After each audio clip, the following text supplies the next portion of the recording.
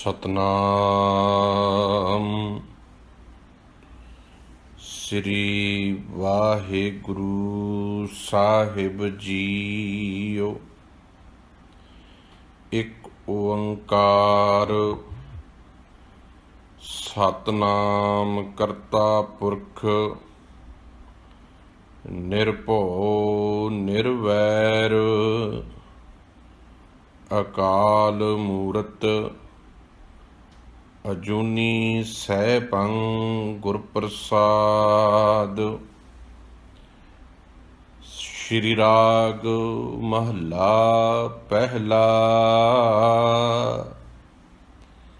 ਆਵੋ ਭੈਣੇ ਗਲ ਮਿਲਹਿ ਅੰਕ ਸਹੇਲੜੀਆਂ ਮਿਲ ਕੈ ਕਰਹਿ ਕਹਾਣੀਆਂ ਸਮਰੱਥ ਕੰਤ ਕੀਆ। ਸਾਚੇ ਸਾਹਿਬ ਸਭ ਗੁਣ ਔਗੁਣ ਸਭ ਅਸਾਹਾ ਕਰਤਾ ਸਭ ਕੋ ਤੇਰੇ ਜ਼ੋਰ ਏਕ ਸ਼ਬਦ ਵਿਚਾਰੀਐ ਜਾਂ ਤੂੰ ਤਾਂ ਕਿਆ ਹੋਰ ਰਹਾਉ।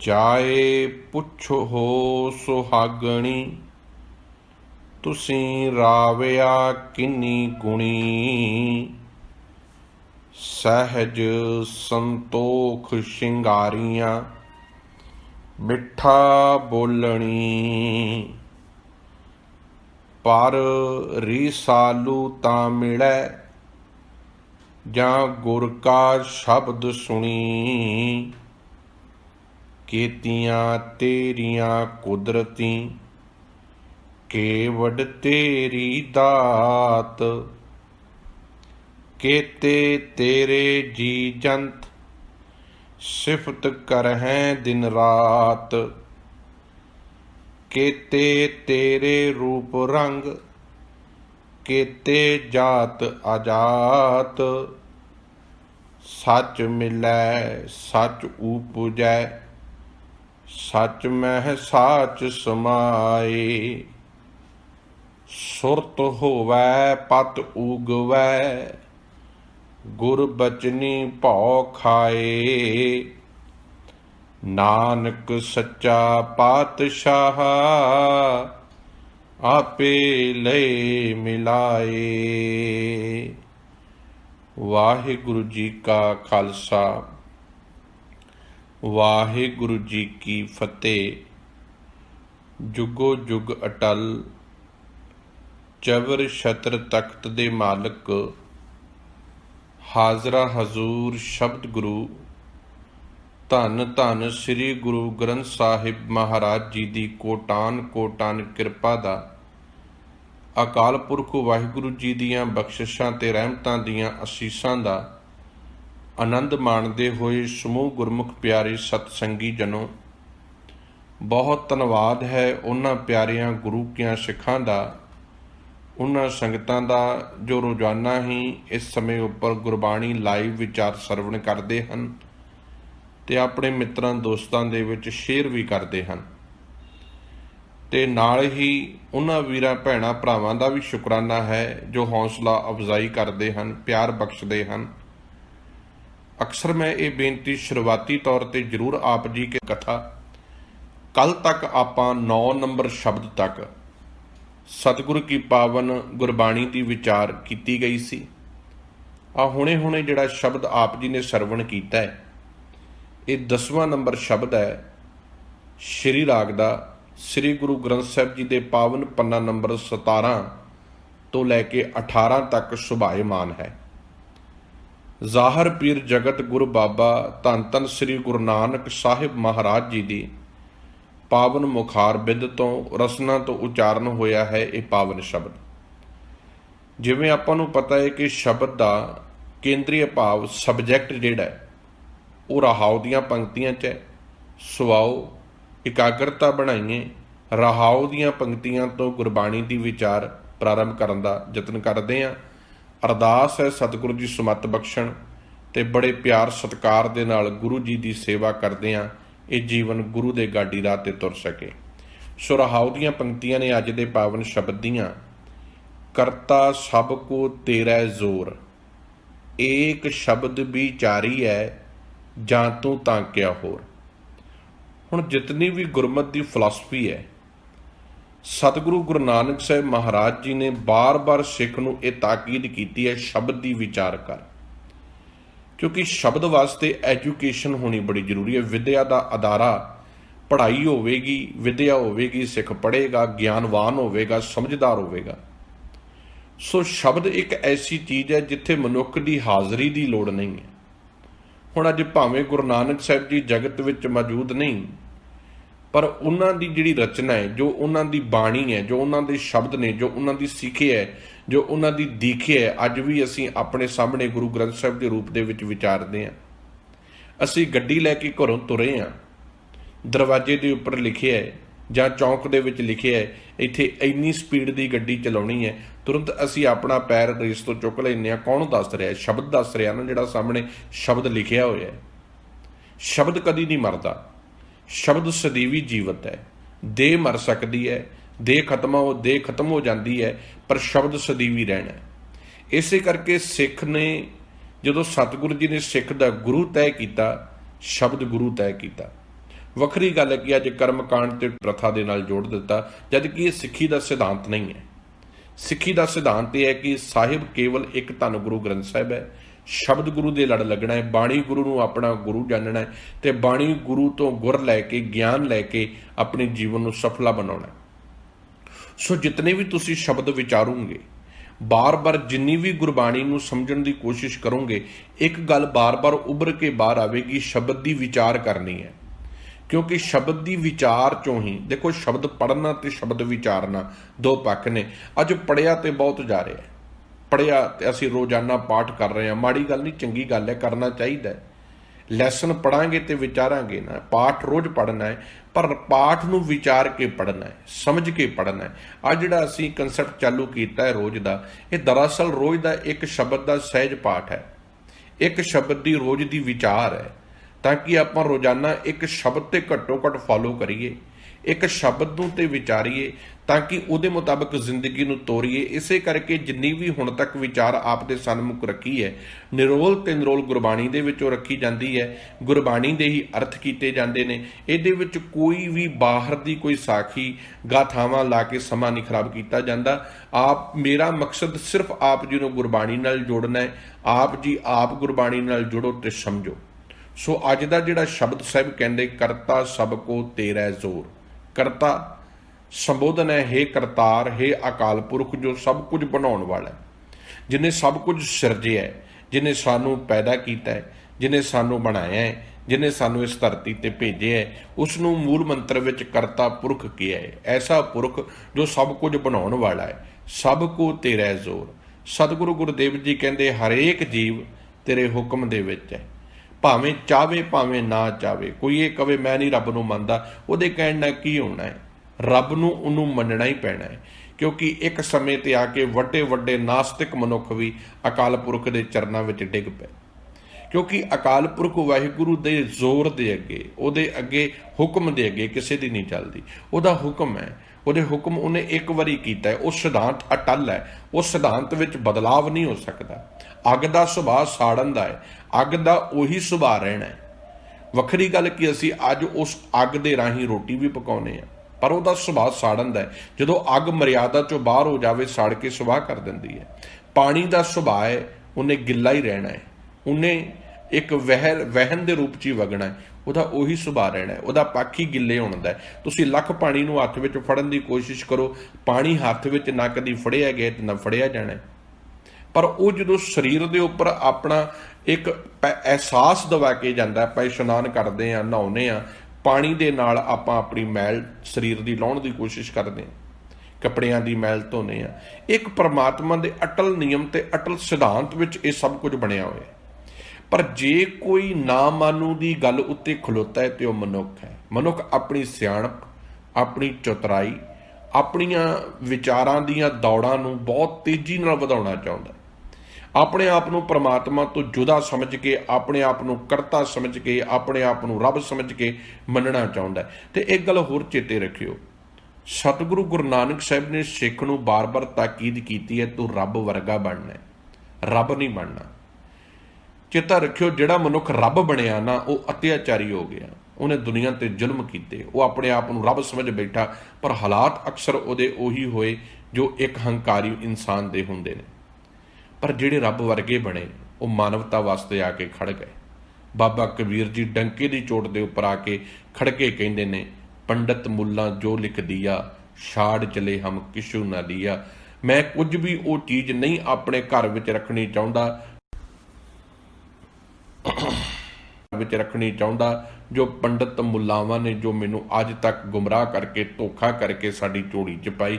ਅਸੀਂ ਸਭ ਕੁਝ ਛੱਡ ਦਿੱਤਾ ਹੈ। ਅਸੀਂ ਸਿਰਫ ਇੱਕ ਅਕਾਲ ਪੁਰਖ ਨੂੰ ਮੰਨਦੇ ਹਾਂ, ਇੱਕ ਅਕਾਲ ਪੁਰਖ ਤੇ ਭਰੋਸਾ ਰੱਖਦੇ ਹਾਂ। ਸਾਡਾ ਗੁਰੂ ਕੇਵਲ ਸ਼ਬਦ ਹੈ।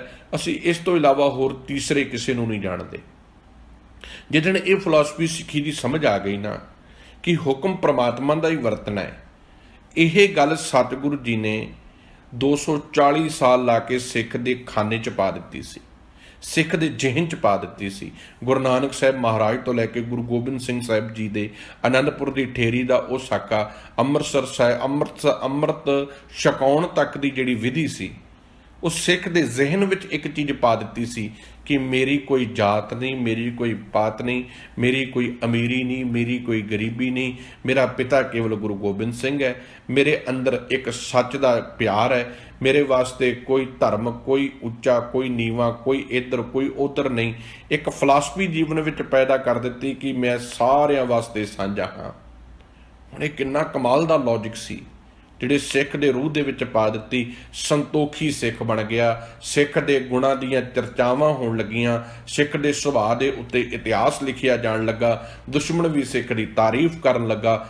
ਪਰ ਅੱਜ ਉਹ ਸਿੱਖ ਲੱਭ ਨਹੀਂ ਰਿਹਾ, ਕਿਉਂਕਿ ਗੁਰਬਾਣੀ ਦੇ ਉੱਪਰ ਰੁਮਾਲਾ ਪਾ ਦਿੱਤਾ। ਇਹ ਨਹੀਂ ਕਿ ਰੁਮਾਲੇ ਨਹੀਂ ਪਾਉਣੇ ਚਾਹੀਦੇ, ਸਤਿਕਾਰ ਕਰਨਾ ਚਾਹੀਦਾ, ਪਰ ਰੁਮਾਲਾ ਚੁੱਕ ਕੇ ਜੋ ਸਾਡੇ ਵਾਸਤੇ ਭੋਜਨ ਤਿਆਰ ਕਰਕੇ ਸਤਿਗੁਰੂ ਜੀ ਰੱਖ ਕੇ ਗਏ ਨੇ, ਥਾਲ ਵਿੱਚ 3 ਵਸਤੂ ਪਈਓ, ਸਤ ਸੰਤੋਖ ਵਿਚਾਰੋ, ਉਹ ਭੋਜਨ ਤੇ ਅਸੀਂ ਛਕਣਾ ਹੈ ਨਾ ਵੀਰ ਮੇਰਿਓ। ਜੇ ਆਪਾਂ ਛਕਾਂਗੇ ਨਹੀਂ ਤੇ ਜੀਵਨ ਦਾ ਅਗਲਾ ਇਤਿਹਾਸ ਕਿਵੇਂ ਲਿਖਾਂਗੇ, ਅਗਲਾ ਪੈਂਡਾ ਕਿਵੇਂ ਲਿਖਾਂਗੇ, ਜ਼ਿੰਦਗੀ ਨੂੰ ਅੱਗੇ ਕਿਵੇਂ ਤੋਰਾਂਗੇ। ਜੇ ਹਾਂ ਘਰ ਬਣਾ ਲਿਆ ਹੈ, ਉਹਦੇ ਵਿੱਚ ਇੱਕ ਵੱਡੀਆ ਗੱਡੀ ਖੜੀ ਕਰਤੀ ਹੈ, ਸਵੇਰੇ ਉੱਠਿਆ ਰੋਟੀ ਖਾ ਲਈ ਹੈ, ਸ਼ਾਮ ਨੂੰ ਰੋਟੀ ਖਾ ਲਈ ਹੈ, ਸਾਡੇ ਵਾਸਤੇ ਕਿਸੇ ਦਾ ਭਾਵੇਂ ਘਰ ਸੜੇ, ਸਾਨੂੰ ਕੀ ਲੱਗੇ। ਇਹ ਜੀਵਨ ਨਹੀਂ ਹੈ ਸਿੱਖ ਦਾ। ਸਿੱਖ ਤੇ ਆਪ ਸਵਾਰ ਕੇ ਸਿੱਖ ਦੇ ਤਾਂ ਜੀਵਨ ਐਸਾ ਬਣਾ ਦਿੱਤਾ ਸੀ, ਉਹ ਰੋਟੀ ਖਾਣ ਤੋਂ ਪਹਿਲਾਂ ਵੀ ਆਵਾਜ਼ਾਂ ਮਾਰਦਾ ਸੀ ਕਿ ਭਾਈ ਪ੍ਰਸ਼ਾਦਾ ਤਿਆਰ ਹੈ, ਜੇ ਕੋਈ ਲੋੜਵੰਦ ਹੈ ਆ ਕੇ ਛਕ ਸਕਦਾ ਹੈ। ਇਹੋ ਜਿਹੀ ਪਵਿੱਤਰਤਾ ਸਿੱਖ ਦੇ ਜੀਵਨ ਵਿੱਚ ਪਾ ਦੇਣੀ, ਇਹ ਤਾਂ ਹੀ ਹੋਵੇਗੀ ਜੇ ਉਹਦੇ ਜ਼ਿਹਨ 'ਚ ਇੱਕ ਗੱਲ ਸਮਝ ਆ ਜਾਵੇਗੀ, ਕਰਤਾ ਸਭ ਕੋ ਤੇਰਾ ਜ਼ੋਰ। ਜੋ ਕੁਝ ਪ੍ਰਮਾਤਮਾ ਜੀ ਤੁਸੀਂ ਕਰ ਰਹੇ ਹੋ ਨਾ, ਇਹ ਤੁਹਾਡਾ ਹੁਕਮ ਹੈ। ਤੁਸੀਂ ਮੇਰੇ ਕਰਤਾ ਹੋ, ਤੁਸੀਂ ਮੇਰੇ ਮਾਲਕ ਹੋ, ਤੁਸੀਂ ਮੈਨੂੰ ਚਲਾਉਣ ਵਾਲੇ ਹੋ। ਮੈਂ ਆਪਣੇ ਆਪ ਨੂੰ ਤੁਹਾਨੂੰ ਸਮਰਪਣ ਕਰ ਦਿੱਤਾ ਹੈ, ਮੈਂ ਆਪਣਾ ਆਪਾ ਤੁਹਾਨੂੰ ਸਰੈਂਡਰ ਕਰ ਦਿੱਤਾ ਹੈ। ਮੈਂ ਆਪਣੀ ਮੱਤ ਆਪਣੇ ਵਿੱਚੋਂ ਕੱਢ ਕੇ ਪਰੇ ਰੱਖ ਦਿੱਤੀ ਹੈ ਤੇ ਤੇਰੀ ਮੱਤ ਲੈ ਲਈ ਹੈ। ਤੇ ਹੁਣ ਕਿਰਪਾ ਕਰ, ਤੇਰੇ ਹੁਕਮ ਦੇ ਵਿੱਚ ਮੈਂ ਤੁਰਾਂ, ਤੇਰੀ ਰਜ਼ਾ ਦੇ ਵਿੱਚ ਤੁਰਾਂ, ਤੇਰੇ ਭਾਣੇ ਵਿੱਚ ਤੁਰਾਂ। ਨਿਤ ਜਪਜੀ ਸਾਹਿਬ ਪੜ੍ਹਦੇ ਹਾਂ, ਨਿਤ ਰੋਜ਼ ਜਪਜੀ ਸਾਹਿਬ ਦੀ ਵਿਚਾਰ ਦੇ ਵਿੱਚੋਂ ਇਹ ਖਿਆਲ ਉਜਾਗਰ ਹੁੰਦਾ ਹੈ, ਹੁਕਮ ਰਜ਼ਾਈ ਚੱਲਣਾ ਨਾਨਕ ਲਿਖਿਆ ਨਾਲ। ਪਰ ਸਮਝ ਹੀ ਨਹੀਂ ਸਾਨੂੰ ਆਉਂਦੀ। ਸਾਹਿਬ ਕਹਿੰਦੇ ਏਕ ਸ਼ਬਦ ਵਿਚਾਰੀ ਹੈ, ਜਾਂ ਤੂੰ ਤਾਂ ਕਿਆ ਹੋਰ ਰਹਾਓ। ਏਕ ਸ਼ਬਦ, ਦੱਦੇ ਦੇ ਥੱਲੇ ਔਂਕੜ ਹੈ, ਏਕ ਕੱਕੇ ਦੇ ਥੱਲੇ ਵੀ ਔਂਕੜ ਹੈ। ਭਾਵ ਇੱਕ ਜਿੱਥੇ ਕੱਕੇ ਥੱਲੇ ਔਂਕੜ ਹੈ, ਇੱਕੋ ਇੱਕ ਅਕਾਲ ਪੁਰਖ ਦੀ ਗੱਲ ਹੈ। ਜੇ ਸਿਫਤ ਕਰਨੀ ਹੈ ਕਿਹਦੀ ਕਰਨੀ ਹੈ, ਇੱਕੋ ਇੱਕ ਅਕਾਲ ਪੁਰਖ ਦੀ ਕਰਨੀ ਹੈ।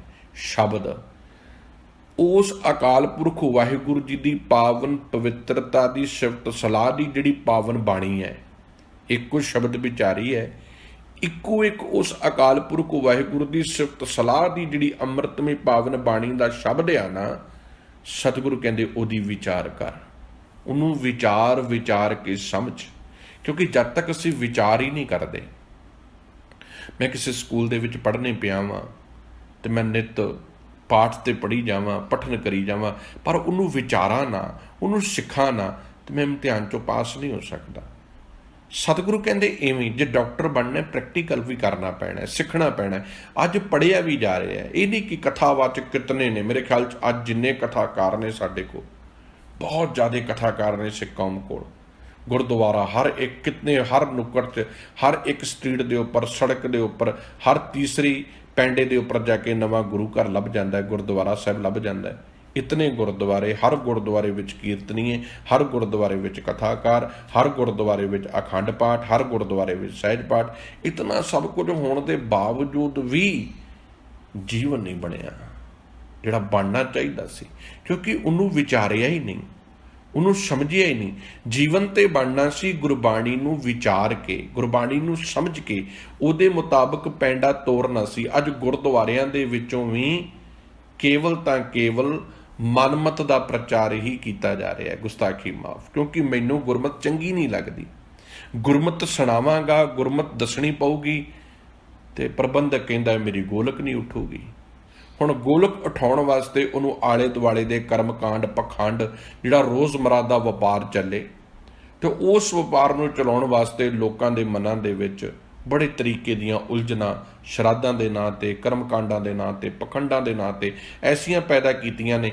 ਪਹਿਲਾਂ ਪੁਜਾਰੀ ਕੋਲ ਜਾਂਦਾ ਹੁੰਦਾ ਸੀ ਮਨੁੱਖ, ਹੁਣ ਕਹਿੰਦਾ ਨਹੀਂ ਗੁਰਦੁਆਰੇ 'ਚ ਮੈਂ ਸਭ ਕੁਝ ਕਰਾ ਲੈਣਾ। ਤੇ ਮੇਰੇ ਵਰਗਾ ਪ੍ਰਚਾਰਕ ਜਾਣ ਬੁੱਝ ਕੇ ਵੀ ਸਮਝਾਉਣ ਨੂੰ ਤਿਆਰ ਨਹੀਂ, ਸਮਝ ਕੇ ਵੀ ਸਮਝਾਉਣ ਨੂੰ ਤਿਆਰ ਨਹੀਂ, ਕਿਉਂਕਿ ਉਹ ਕਹਿੰਦਾ ਮੇਰੇ ਵੀ 2 ਪੈਸੇ ਬਣ ਰਹੇ ਨੇ। ਇੱਕ ਸ਼ਬਦ ਦੀ ਵਿਚਾਰ, ਰੋਜ਼ਾਨਾ ਹੁਕਮਨਾਮਾ ਸਾਹਿਬ ਹਰ ਗੁਰਦੁਆਰੇ ਦੇ ਬਾਹਰ ਲਿਖ ਕੇ ਲਾ ਦਿੱਤਾ ਜਾਂਦਾ ਹੈ। ਸਮਝਦਾ ਕੌਣ ਹੈ? ਵਿਚਾਰਦਾ ਕੌਣ ਹੈ?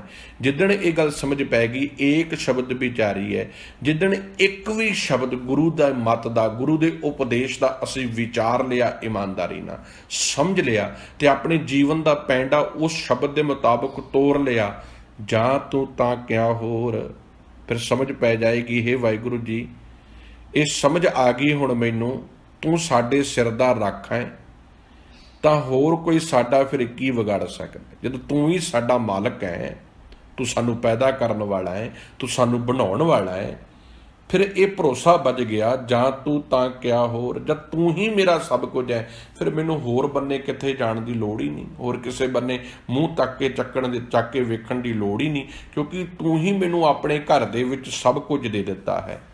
ਰਹਾਓ, ਇਹ ਅੱਜ ਦਾ ਸਬਜੈਕਟ ਹੈ। ਹੁਣ ਐਸੇ ਸੋਹਣੇ ਰੱਬ ਨੂੰ ਮਿਲਿਆ ਕਿਵੇਂ ਜਾਵੇ? ਐਸੇ ਸੋਹਣਾ ਰੱਬ ਜੋ ਸਭ ਕੁਝ ਕਰਨ ਵਾਲਾ ਹੈ, ਸਭ ਕੁਝ ਬਣਾਉਣ ਵਾਲਾ ਹੈ, ਜਿਹਨੇ ਸਭ ਕੁਝ ਕੀਤਾ ਹੈ, ਜਿਹਦੇ ਹੁਕਮ ਦੇ ਵਿੱਚ ਸਭ ਕੁਝ ਹੈ। ਇਹ ਗੱਲ ਤੇ ਮੈਨੂੰ ਸ਼ਬਦ ਦੀ ਫਿਲਾਸਫੀ ਚੋਂ ਸਮਝਾਉਣ ਲੱਗ ਪਈ ਹੈ। ਹੁਣ ਸਤਿਗੁਰੂ ਕਹਿੰਦੇ ਕੇਵਲ ਆਪ ਹੀ ਨਾ ਸਮਝ, ਆਪਣੇ ਅੰਦਰ ਬੈਠੇ ਜਿਹੜੀਆਂ ਵਿਕਾਰ ਨੇ, ਜਿਹੜੇ ਸ਼ੁਭ ਗੁਣ ਨੇ, ਵਿਕਾਰਾਂ ਨੂੰ ਪਰੇ ਕਰ, ਉਹਨਾਂ ਨੂੰ ਰੋਕ, ਤਾਂ ਕਿ ਉਹ ਤੇਰੇ ਸਰੀਰ ਨੂੰ ਜ਼ਰਜ਼ਰਾ ਨਾ ਕਰਨ, ਤੇ ਸ਼ੁਭ ਗੁਣਾਂ ਦੇ ਨਾਲ ਬਹਿ ਕੇ ਗੁਰਮਤ ਦੀ ਵਿਚਾਰ ਕਰ। ਹੁਣ ਕਿਵੇਂ ਵਿਚਾਰ ਕਰਨੀ ਹੈ? ਪਹਿਲਾ ਬੰਦ ਹੈ ਪਾਵਨ ਸ਼ਬਦ ਦਾ, ਬੜਾ ਪਿਆਰਾ ਅੱਜ ਦਾ ਸ਼ਬਦ ਹੈ, ਸ਼੍ਰੀ ਰਾਗ ਮਹੱਲਾ ਪਹਿਲਾ। ਆਵੋ ਭੈਣੇ ਗਲ ਮਿਲੇ ਅੰਕ ਸਹੇਲੜੀਆਂ। ਵੰਗਾਰ ਪਾਈਏ, ਜਿਵੇਂ ਆਪਾਂ ਆਨੰਦ ਸਾਹਿਬ ਦੀ ਪਾਵਨ ਬਾਣੀ ਦੇ ਵਿੱਚ ਸ਼ਬਦ ਪੜ੍ਹਦੇ ਹਾਂ, ਆਵੋ ਸਿੱਖ ਸਤਿਗੁਰ ਕੇ ਪਿਆਰਿਓ, ਗਾਵੋ ਸੱਚੀ ਬਾਣੀ, ਆਓ ਰਲ ਮਿਲ ਕੇ ਬਈਏ, ਆਓ ਇਕੱਠਿਆਂ ਬਈਏ, ਬਹਿ ਕੇ ਗੁਰਬਾਣੀ ਦੀ ਵਿਚਾਰ ਕਰੀਏ। ਇਵੇਂ ਹੀ ਹੁਣ ਇੱਥੇ ਫਿਰ ਸੰਬੋਧਕ ਵਾਚਕ ਦੇ ਵਿੱਚ ਸਾਹਿਬ ਕਹਿੰਦੇ ਜਿਹੜਾ ਐਸਾ ਸੋਹਣਾ ਰੱਬ ਹੈ ਜੋ ਸਭ ਕੁਝ ਕਰਨ ਵਾਲਾ ਹੈ, ਆਓ ਆਪਾਂ ਰਲ ਕੇ ਸ਼ਬਦ ਦੇ ਰਾਹੀਂ ਉਸ ਸੋਹਣੇ ਰੱਬ ਦੇ ਨਾਲ ਮਿਲਣ ਦਾ ਯਤਨ ਕਰੀਏ। ਆਵੋ ਭੈਣੇ ਗਲ ਮਿਲੇ ਅੰਕ ਸਹੇਲੜੀਆਂ, ਗਲ ਦੇ ਨਾਲ ਅੰਕ ਜੱਫੀ ਦੇ ਵਿੱਚ, ਭੈਣੇ ਸਹੇਲੜੀਆਂ ਹੈ ਭੈਣੋ, ਇਹ ਸਹੇਲੀਓ। ਹੁਣ ਇੱਥੇ ਧਿਆਨ ਦੇਣਾ, ਇੱਥੇ ਜਿਹੜੀ ਗੱਲ ਭੈਣੋ ਤੇ ਸਹੇਲੀਓ ਦੇ ਅਰਥ ਕੀ ਨੇ? ਅਸੀਂ ਸਾਰੇ ਨੰਬਰ 1 ਤੇ ਜੀਵ ਇਸਤਰੀਆਂ ਵਾਂ, ਕੱਲ ਵੀ ਬੇਨਤੀ ਕੀਤੀ ਸੀ, ਪੁਰਖ ਕੇਵਲ ਪਰਮਾਤਮਾ ਹੈ। ਹੁਣ ਗਲ ਮਿਲਣਾ ਕਿਹੜਾ ਹੈ? ਜੱਫੀਆਂ ਪਾ ਕੇ ਮੈਂ ਅੱਜ ਇੱਕ ਸੰਪਰਦਾਇਕ ਸੰਸਥਾ ਐਸੀ ਹੈ ਜਿਹੜੀਆਂ ਇਸੇ ਸ਼ਬਦ ਨੂੰ ਪੜ੍ਹਦੀਆਂ ਨੇ ਤੇ ਗਲੇ ਮਿਲਦੀਆਂ ਨੇ, ਤੇ ਅਨੇਕਾਂ ਤਰ੍ਹਾਂ ਦੇ ਇਹੋ ਜਿਹੇ ਕਰਮਕਾਂਡ ਪਖੰਡ ਚੱਲ ਰਹੇ ਨੇ, ਪਰ ਇੱਥੇ ਗਲ ਮਿਲਣਾ ਕਿਹੜਾ ਹੈ? ਕਿ ਅਸੀਂ ਜੱਫੀ ਪਾ ਕੇ ਇੱਕ ਦੂਜੇ ਨੂੰ ਗਲ ਮਿਲਣਾ? ਗਲ ਮਿਲਣ ਦਾ ਅਰਥ ਹੈ ਇੱਥੇ ਆਵੋ ਭੈਣੇ ਦੀ ਗੱਲ ਕਿੱਥੇ ਕੀਤੀ ਗਈ ਹੈ? ਜਿਹੜੇ ਅੰਦਰ ਸ਼ੁਭ ਗੁਣ, ਦਇਆ, ਨਿਮਰਤਾ ਤੇ ਬੈਠੇ ਨੇ, ਉਹਨਾਂ ਨੂੰ ਬੇਨਤੀ ਕੀਤੀ ਹੈ। ਸਾਹਿਬ ਕਹਿੰਦੇ ਤੁਸੀਂ ਵੀ ਉਜਾਗਰ ਹੋਵੋ, ਤੁਸੀਂ ਵੀ ਪ੍ਰਗਟ ਹੋਵੋ। ਆਸਾ ਤੇ ਤ੍ਰਿਸ਼ਨਾ ਨਿਤ ਕਲੇਸ਼ ਪਾਉਣ ਵਾਸਤੇ ਬੈਠੀਆਂ ਰਹਿੰਦੀਆਂ ਨੇ। ਆਓ ਮੇਰੀਓ ਜੀਵ ਇਸਤਰੀਓ, ਆਓ ਮੇਰੀਓ ਭੈਣੋ, ਨਿਮਰਤਾ ਪ੍ਰੇਮ ਹਿਰਦੇ ਵਿੱਚ ਪ੍ਰਗਟ ਕਰੋ ਤੇ ਆਪਾਂ ਰਲ ਕੇ ਕੀ ਕਰੀਏ, ਸਿਰ ਨਾਲ ਸਿਰ ਜੋੜ ਕੇ ਬਈਏ। ਗੱਲ ਸਮਝੀਏ ਗੁਰਮਤਿ ਦੀ, ਗੱਲ ਗੁਰਬਾਣੀ ਦੀ ਵਿਚਾਰ ਨਾਲ ਕਰੀਏ, ਪ੍ਰੇਮ ਦੇ ਨਾਲ ਇੱਕ ਦੂਸਰੇ ਨਾਲ ਸਾਂਝ ਪਾਈਏ। ਆਵੋ ਭੈਣੇ ਗੱਲ ਮਿਲੇ ਅੰਕ ਸਹੇ ਲੜੀਆਂ, ਆਓ ਸਤ ਸੰਗ ਗੁਰ ਸ਼ਬਦ ਦੀ ਵਿਚਾਰ ਵਿੱਚ ਜੁੜੀਏ। ਹੁਣ ਇਹ ਕਿਹਨੂੰ ਕਿਹਾ? ਬਾਹਰ ਦੀਆਂ ਭੈਣਾਂ ਨੂੰ। ਉਹ ਤੇ ਆਪਣੇ ਸਤ ਸੰਗੀ ਹੈ ਨਹੀਂ ਨੇ, ਪਰ ਅੰਦਰ ਜਿਹੜੀਆਂ ਬੈਠੀਆਂ ਨਾ, ਅੰਦਰ ਸਾਡੇ ਵਿੱਚ ਬੈਠੀ ਹੈ ਦਇਆ, ਨਿਮਰਤਾ, ਪ੍ਰੇਮ, ਹਲੀਮੀ। ਇਹ ਸੱਚੇ ਪਾਤਸ਼ਾਹ ਕਹਿੰਦੇ ਆਓ ਰਲ ਕੇ ਆਪਾਂ ਸ਼ਬਦ ਦੀ ਵਿਚਾਰ ਕਰੀਏ, ਕਿਉਂਕਿ ਇਹੀ ਨਹੀਂ ਮਨੁੱਖ ਨੂੰ ਟਿਕਣ ਦਿੰਦੀਆਂ। ਚੇਤਾ ਰੱਖਿਓ, ਅਸੀਂ ਜਦੋਂ ਬਾਣੀ ਪੜ੍ਹਨ ਲੱਗਦੇ ਹਾਂ ਸਰੀਰ ਦੌੜਦਾ ਹੈ, ਆਤਮਾ ਮਨ ਦੌੜਦਾ ਹੈ, ਆਸਾ ਦੀ ਤ੍ਰਿਸ਼ਨਾ ਵੱਧ ਜਾਂਦੀ ਹੈ। ਇਹ ਸਾਰੀਆਂ ਭੈਣਾਂ ਜਿਹੜੀਆਂ ਅੰਦਰ ਬੈਠੀਆਂ ਦੌੜਨ ਲੱਗ ਪੈਂਦੀਆਂ। ਸਤਿਗੁਰੂ ਇਹਨਾਂ ਨੂੰ ਇਕੱਠੀਆਂ ਕਰਕੇ ਕਹਿੰਦੇ ਜੇ ਤੁਸੀਂ ਬਹੂਗੀਆਂ ਨਾ ਟੇਕੇ, ਮੇਰਾ ਮਨ ਵੀ ਟੇਕੇ ਬਹੂਗਾ। ਤੁਸੀਂ ਇਸ ਮਨ ਦੀਆਂ ਸਹਾਰੇ ਜੇ, ਆਓ ਰਲ ਕੇ ਬਹੀਏ, ਇਕੱਠੀਆਂ ਬਹੀਏ, ਇਕੱਠੇ ਬਹਿ ਕੇ ਕੀ ਕਰੀਏ, ਆਵੋ ਭੈਣੇ ਗੱਲ ਮਿਲੇ, ਆਓ ਰਲ ਮਿਲ ਕੇ ਬਹੀਏ, ਅੰਕ ਸਹੇਲੜੀਆਂ, ਇੱਕ ਦੂਸਰੇ ਨਾਲ ਇਕੱਠੀਆਂ ਹੋਈਏ, ਇੱਕ ਦੂਸਰੇ ਨਾਲ ਜੁੜੀਏ, ਵਿਚਾਰੀਏ ਤੇ ਬਹਿ ਕੇ ਕੀ ਕਰੀਏ, ਸ਼ਬਦ ਦੀ ਵਿਚਾਰ ਕਰੀਏ। ਸਮਝੀਏ ਕਿ ਸਤਿਗੁਰੂ ਜੀ ਸਾਨੂੰ ਕੀ ਸਮਝਾ ਰਹੇ ਨੇ। ਮਿਲ ਕੇ ਕਰੇ ਕਹਾਣੀਆਂ ਸਮਰਥ ਕੰਤ ਕੀਆਂ, ਆਓ ਮਿਲ ਕੇ ਇਕੱਠੀਆਂ ਬਹੀਏ ਤੇ ਬਹਿ ਕੇ ਕਿਹੜੀਆਂ ਬਾਤਾਂ ਕਰੀਏ, ਨਿੰਦਿਆ ਕਰੀਏ, ਚੁਗਲੀਆਂ ਕਰੀਏ ਨਹੀਂ, ਔਰ ਰਲ ਮਿਲ ਕੇ ਬਹੀਏ, ਕੀ ਗੱਲਾਂ ਕਰੀਏ, ਸਮਰਥ ਕੰਤ ਕੀਆਂ, ਸਮਰੱਥ ਪਰਿਪੂਰਨ ਪ੍ਰਮਾਤਮਾ ਪਤੀ ਦੀਆਂ ਸਿਫਤ ਸਲਾਹ ਕਰੀਏ, ਉਸ ਸੋਹਣੇ ਰੱਬ ਦੀਆਂ ਗੱਲਾਂ ਕਰੀਏ। ਉਹਦੇ ਤੱਕ ਕਿਵੇਂ ਪਹੁੰਚਿਆ ਜਾਵੇ, ਕੀ ਕਰਮ ਕਰੀਏ ਕਿ ਉਹਦੇ ਵਰਗਾ ਜੀਵਨ ਬਣ ਜਾਵੇ। ਆਓ ਰਲ ਮਿਲ ਕੇ ਇਹਦੀ ਵਿਚਾਰ ਕਰੀਏ। ਸਾਚੇ ਸਾਹਿਬ ਸਭ ਗੁਣ ਔਗਣ ਸਭ ਅਸਾ। ਹੁਣ ਵਿਚਾਰ ਕਿਹੜੀ ਕੀਤੀ ਜਾ ਰਹੀ ਹੈ? ਸ਼ਬਦ ਦੀ ਵਿਚਾਰ ਤੋਂ ਇੱਕ ਗੱਲ ਤੇ ਸਮਝ ਆ ਗਈ ਹੈ, ਪ੍ਰਮਾਤਮਾ ਵਿੱਚ ਕੋਈ ਔਗੁਣ ਨਹੀਂ। ਉਹ ਗੁਣਾਂ ਦਾ ਖਜ਼ਾਨਾ ਹੈ, ਉਹ ਗੁਣਾਂ ਦਾ ਟ੍ਰੇਜ਼ਰ ਹੈ, ਉਹਦੇ ਵਿੱਚ ਤਮਾਮ ਗੁਣ ਮੌਜੂਦ ਨੇ। ਫਿਰ ਗੁਣ ਅਵਗੁਣ ਕਿਹਦੇ ਵਿੱਚ ਨੇ? ਸਾਚੇ ਸਾਹਿਬ ਸਭ ਗੁਣ, ਸਦਾ ਅਟਲ ਰਹਿਣ ਵਾਲੇ ਸੱਚੇ ਪਾਤਸ਼ਾਹ ਪ੍ਰਮਾਤਮਾ ਦੇ ਵਿੱਚ ਤੇ ਸਾਰੇ ਗੁਣ ਮੌਜੂਦ ਨੇ। ਔਗਣ ਸਭ ਅਸਾ, ਜੇ ਅਸੀਂ ਉਹਦੇ ਤੱਕ ਨਹੀਂ ਪਹੁੰਚ ਪਾ ਰਹੀਆਂ ਤੇ ਅਵਗੁਣ ਸਾਡੇ ਵਿੱਚ ਨੇ। ਅਸੀਂ ਗੁਨਾਹਾਂ ਦੇ ਪਰੇ ਹਾਂ, ਸਾਡੇ ਅੰਦਰ ਅਵਗੁਣ ਨੇ, ਕਮੀ ਸਾਡੇ 'ਚ ਹੈ। ਪਰਮਾਤਮਾ 'ਚ ਕਮੀ ਨਹੀਂ, ਸ਼ਬਦ ਵਿੱਚ ਕਮੀ ਨਹੀਂ, ਬਾਣੀ 'ਚ ਕਮੀ ਨਹੀਂ। ਕਮੀ ਮੇਰੇ 'ਚ ਹੈ ਕਿ ਮੈਂ ਗੁਰੂ ਵਰਗਾ ਬਣਨਾ ਨਹੀਂ ਚਾਹੁੰਦਾ, ਜੀਵਨ ਨੂੰ ਗੁਰਮਤ ਦੇ ਗਾਡੀ ਰਾਹ ਤੇ ਤੋਰਨਾ ਨਹੀਂ ਚਾਹੁੰਦਾ। ਮੱਥਾ ਜ਼ਰੂਰ ਟੇਕਦਾ ਮੈਂ ਗੁਰਦੁਆਰੇ ਜਾ ਕੇ, ਕੀਰਤਨ ਵੀ ਸੁਣਦਾ, ਗੁਰਦੁਆਰੇ ਪ੍ਰੋਗਰਾਮ ਕੋਈ ਹੁੰਦਾ, ਬੜੀ ਸੇਵਾ ਵੀ ਕਰਦਾ, ਪਰ ਸਤਿਗੁਰੂ ਕਹਿੰਦੇ ਉਸ ਸੇਵਾ ਦਾ ਉਜਾਗਰ ਹੋਣਾ ਬੜਾ ਜ਼ਰੂਰੀ ਹੈ। ਇਹ ਕਦੋਂ ਉਜਾਗਰ ਹੁੰਦੀ ਹੈ? ਹੁਣ ਘਰ ਦਾ ਇੱਕ ਮਸਲਾ ਆ ਗਿਆ, ਸਪੋਜ਼ ਕਰੋ ਘਰ ਦਾ ਇੱਕ ਮਾਹੌਲ ਬਣ ਗਿਆ, ਭਰਾ ਮੇਰਾ ਜਾਂ ਮੇਰੇ ਘਰ ਦਾ ਮਾਹੌਲ ਐਸਾ ਬਣ ਗਿਆ, ਕੋਈ ਗਲਤੀ ਹੋ ਗਈ ਕਿਸੇ ਕੋਲੋਂ ਜਾਂ ਕੋਈ ਲੜਾਈ ਦਾ ਕਾਰਨ ਬਣਿਆ। ਹੁਣ ਮੈਂ ਮਾਂ ਭੈਣ ਦੀਆਂ ਗਾਲਾਂ ਉੱਥੇ ਗੁੱਸੇ ਜਾ ਕੇ ਕੱਢਣੀਆਂ ਸ਼ੁਰੂ ਕਰਤੀਆਂ, ਘਰ ਦਾ ਮਾਹੌਲ ਹੋਰ ਖਰਾਬ ਕਰਤਾ। ਪਰ ਜੇ ਮੈਂ ਗੁਰਮਤ ਨਾਲ ਜੁੜਿਆ, ਗੁਰਬਾਣੀ ਨਾਲ ਜੁੜਿਆ, ਸਤਿਗੁਰੂ ਕੇ ਪਾਵਨ ਵਿਚਾਰ ਨਾਲ ਜੁੜਿਆ, ਤੇ ਮੇਰਾ ਪੈਂਡਾ ਜਿਹੜਾ ਘਰ 'ਚ ਹੋਏਗਾ ਨਾ, ਮੈਂ ਬੜੀ ਦਿਮਾਗ ਦੇ ਨਾਲ, ਬੜੀ ਸਹਿਣਸ਼ੀਲਤਾ ਦੇ ਨਾਲ, ਬੜੀ ਸਮਝ ਨਾਲ ਗੁਰਬਾਣੀ ਨੂੰ ਚੇਤੇ ਕਰਕੇ, ਸਤਿਗੁਰੂ ਨੂੰ ਯਾਦ ਵਿੱਚ ਰੱਖ ਕੇ ਉਹਦਾ ਹੱਲ ਕੱਢ ਸਕਾਂਗਾ। ਮੇਰੇ ਘਰ ਦਾ ਕਲੇਸ਼ ਖਤਮ ਹੋ ਜਾਵੇਗਾ। ਕਿਤੇ ਵਿਚਾਰ ਕੇ ਤੇ ਵੇਖੋ, ਸਮਝਾ ਕੇ ਤੇ ਵੇਖੋ ਆਪਣੇ ਆਪ ਨੂੰ, ਨਿੱਕੀਆਂ ਨਿੱਕੀਆਂ ਗੱਲਾਂ ਨੂੰ ਇਗਨੋਰ ਕਰਕੇ ਵੇਖੋ, ਜੀਵਨ ਦੇ ਵਿੱਚ ਸੱਚ ਸਮਾ ਕੇ ਵੇਖੋ। ਜਿਸ ਘਰ 'ਚ ਬਹਿੰਦੇ ਆ ਉੱਥੇ ਪ੍ਰੇਮ ਵਰਤਾ ਕੇ ਵੇਖੋ, ਆਪਣੇ ਬੱਚਿਆਂ ਦੇ ਵਿੱਚ, ਆਪਣੇ ਮਾਤਾ ਪਿਤਾ ਵਿੱਚ, ਆਪਣੀ ਫੈਮਿਲੀ ਦੇ ਵਿੱਚ। ਤੇ ਜਿੱਥੇ ਪ੍ਰੇਮ ਦੀ ਖੇਡ ਖੇਡੀ ਜਾਂਦੀ ਹੋਏਗੀ ਨਾ, ਉੱਥੇ ਇੱਕ ਦੂਸਰੇ ਦੇ ਉੱਪਰ ਵਿਸ਼ਵਾਸ ਹੋਵੇਗਾ, ਇੱਕ ਦੂਸਰੇ ਦੇ ਉੱਤੇ ਭਰੋਸਾ ਹੋਵੇਗਾ, ਇੱਕ ਦੂਸਰੇ ਦੇ ਨਾਲ ਜੀਵਨ ਦੀ ਸਾਂਝ ਹੋਵੇਗੀ ਤੇ ਘਰ ਹੀ ਸਤਸੰਗ ਬਣ ਜਾਵੇਗਾ। ਇਸੇ ਕਰਕੇ ਸਾਹਿਬ ਕਹਿੰਦੇ ਸਾਚੇ ਸਾਹਿਬ ਸਭ ਗੁਣ, ਸੱਚੇ ਪਾਤਸ਼ਾਹ ਦੇ ਵਿੱਚ ਤੇ ਸਾਰੇ ਗੁਣ ਮੌਜੂਦ ਨੇ। ਔਗੁਣ ਸਭ ਅਸਾ, ਜੇ ਔਗੁਣ ਨੇ ਉਹ ਸਾਡੇ ਵਿੱਚ ਨੇ, ਕਿਉਂਕਿ ਸਾਡੇ ਵਿੱਚ ਵਿਕਾਰ ਹੀ ਵਿਕਾਰ ਨੇ। ਕਰਤਾ ਸਭ ਕੋ ਤੇਰੇ ਜ਼ੋਰ, ਹੈ ਕਰਤਾਰ ਅਕਾਲ ਪੁਰਖ ਜੀ, ਸਭ ਕੁਝ ਤੇਰੇ ਹੁਕਮ 'ਚ ਹੈ, ਸਭ ਕੁਝ ਤੇਰੀ ਰਜ਼ਾ 'ਚ ਹੈ। ਏਕ ਸ਼ਬਦ ਵਿਚਾਰੀ ਹੈ, ਇੱਕ ਵੀ ਸ਼ਬਦ, ਇੱਕ ਅਕਾਲ ਪੁਰਖ ਦੇ ਗੁਣਾਂ ਦੀ ਸਲਾਹ ਦੀ ਬਾਣੀ ਦੀ ਵਿਚਾਰ ਸ਼ਬਦ ਦੀ ਜਦੋਂ ਵਿਚਾਰ ਕੀਤੀ ਤਾਂ ਸਮਝ ਪਈ ਜਾਂ ਤੂੰ ਤਾਂ ਕਿਆ ਹੋਰ, ਜਾਂ ਤੂੰ ਹੀ ਸਾਰਿਆਂ ਦੇ ਵੱਲ ਹੈ, ਸਾਰਿਆਂ ਦਾ ਰੱਖ ਹੈ, ਫਿਰ ਕਿਸੇ ਹੋਰ ਬੰਨੇ ਜਾਣ ਦੀ ਲੋੜ ਹੀ ਨਹੀਂ, ਕਿਸੇ ਹੋਰ ਅੱਗੇ ਸਿਰ ਝੁਕਾਉਣ ਦੀ ਲੋੜ ਹੀ ਨਹੀਂ, ਕਿਸੇ ਹੋਰ ਦੀ ਮੁਥਾਜੀ ਕਰਨ ਦੀ ਲੋੜ ਹੀ ਨਹੀਂ। ਫਿਰ ਤੂੰ ਹੀ ਮੇਰਾ ਮਾਲਕ ਹੈ, ਮੈਂ ਹੋਰ ਥਾਉ ਨਹੀਂ, ਜਿਸ ਪੈ ਕਰੂੰ ਬੇਨੰਤੀ, ਮੇਰਾ ਦੁੱਖ ਸੁੱਖ ਤੁਧ ਹੀ ਪਾਸ। ਮੇਰਾ ਤੇ ਕੇਵਲ ਟਿਕਾਣਾ ਤੂੰ ਹੀ ਹੈ, ਤੂੰ ਹੀ ਮੇਰਾ ਆਸਰਾ ਹੈ। ਅਗਲਾ ਬੰਦ ਹੈ ਪਾਵਨ ਸ਼ਬਦ ਦਾ। ਜਦੋਂ ਜੀਵਨ 'ਚ ਇਹ ਗੱਲਾਂ ਦੀ ਸਮਝ ਆਉਣ ਲੱਗੀ, ਹੁਣ ਇੱਕ ਸਵਾਲ ਖੜਾ ਹੋਣ ਲੱਗਾ। ਉਹਨਾਂ ਗੁਰਮੁਖ ਪਿਆਰੀਆਂ ਜੀਵ ਇਸਤਰੀਆਂ ਵੱਲ ਨਿਗਾਹ ਮਾਰੀ ਜਿਹੜੀਆਂ ਬੜੀਆਂ ਖੁਸ਼ ਰਹਿੰਦੀਆਂ ਨੇ, ਹਰ ਵਕਤ ਅੰਦਰੋਂ ਖੁਸ਼, ਖੇੜੇ 'ਚ, ਆਨੰਦ ਵਿੱਚ, ਹਮੇਸ਼ਾ ਸ਼ੁਕਰਾਨੇ ਵਿੱਚ। ਜੀ ਕੀਤਾ ਇਹਨਾਂ ਨੂੰ ਪੁੱਛ ਕੇ ਤੇ ਵੇਖਾਂ ਵੀ ਇਹਨਾਂ ਦੀ ਖੁਸ਼ੀ ਦਾ ਕਾਰਨ ਕੀ ਹੈ। ਤੇ ਸਤਿਗੁਰੂ ਕਹਿੰਦੇ ਫਿਰ ਮੈਂ ਪੁੱਛਣ ਦਾ ਯਤਨ ਕੀਤਾ।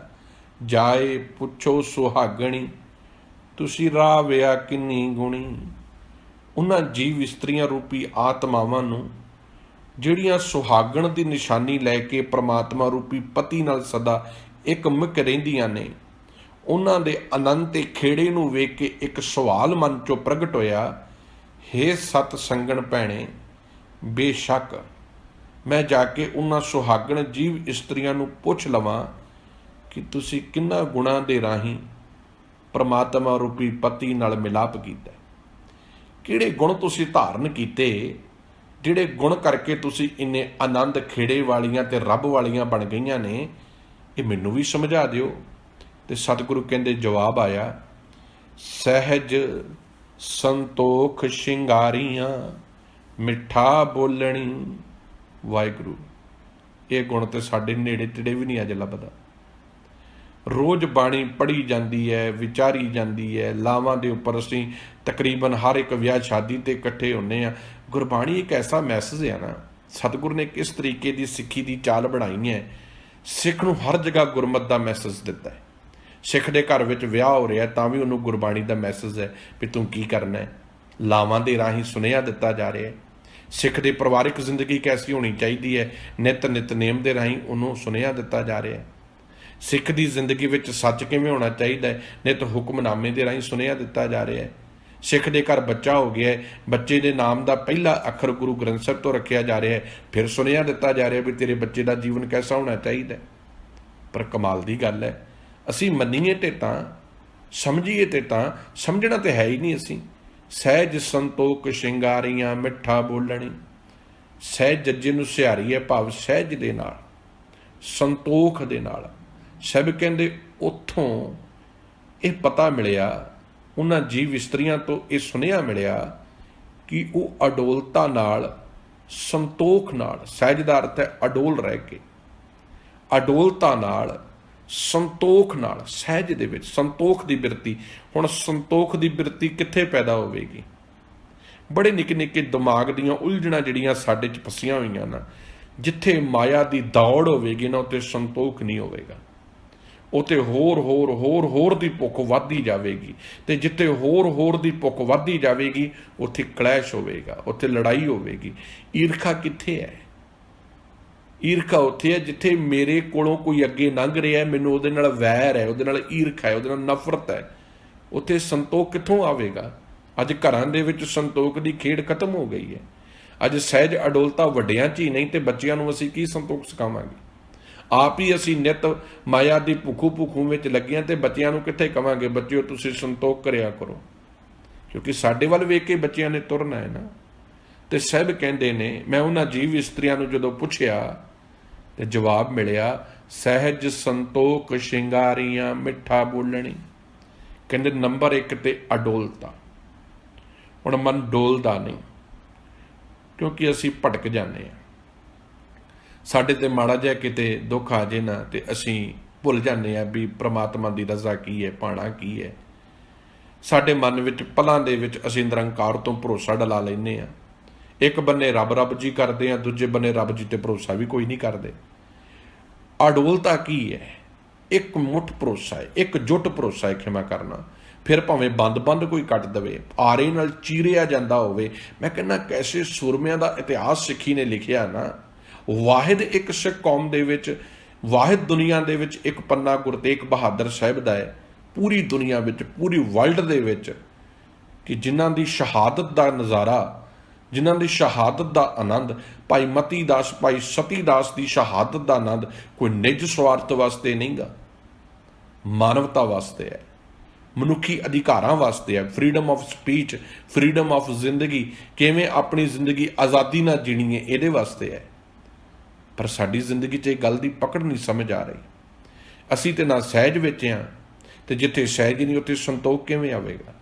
ਸਾਹਿਬ ਕਹਿੰਦੇ ਸਹਿਜ ਸੰਤੋਖ, ਉਹਨਾਂ ਨੇ ਦੱਸਿਆ ਭਾਈ ਪਹਿਲੀ ਗੱਲ ਅਡੋਲਤਾ ਦੀ ਹੈ, ਦੂਸਰੀ ਗੱਲ ਸੰਤੋਖ ਦੀ ਹੈ। ਸ਼ਿੰਗਾਰੀਆਂ, ਸੰਤੋਖ ਸਹਿਜ ਤੇ ਮਿੱਠੇ ਬੋਲਣ ਦੇ ਨਾਲ ਅਸੀਂ ਆਪਣੇ ਆਪ ਨੂੰ ਸ਼ਿੰਗਾਰਿਆ। ਹੁਣ ਮਿੱਠਾ ਬੋਲਣ ਦੇ ਅਰਥ ਦੋ ਤਰੀਕੇ ਦੇ ਨੇ। ਇੱਕ ਉਹ ਮਨੁੱਖ ਮਿੱਠਾ ਬੋਲਦਾ ਜਿਹੜੇ ਅੰਦਰ ਮੈਲ ਭਰੀ ਹੈ ਤੇ ਮੂੰਹ ਤੋਂ ਮਿੱਠਾ ਬੋਲਦਾ। ਸਤਿਗੁਰੂ ਕਹਿੰਦੇ ਉਹ ਮਿੱਠਾ ਬੋਲਣਾ ਕਿਸੇ ਕੰਮ ਦਾ ਨਹੀਂ ਭਾਈ। ਮਿੱਠਾ ਬੋਲਣਾ ਅੰਦਰੋਂ ਹੈ, ਇਹ ਸਮਝ ਕੇ ਬੋਲਣਾ ਹੈ ਮੇਰਾ ਪ੍ਰਮਾਤਮਾ ਮਿੱਠ ਬੋਲਣਾ ਹੈ, ਮੈਂ ਵੀ ਮਿੱਠਾ ਬੋਲਾਂ। ਹੁਣ ਜਿਹਦੇ ਅੰਦਰ ਨਫ਼ਰਤ,